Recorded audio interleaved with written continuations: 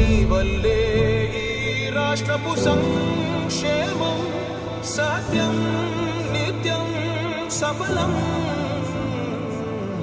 జనగణ మంగళదాయకుడా ఘనమగు చరితల నాయకుడా పలుతరములు మము పరిపాలించర స్వామికుడా. నవయుగ మేధో సైనికుడా సమయము తెలియని సేవకుడా యువన వ్యాంధ్ర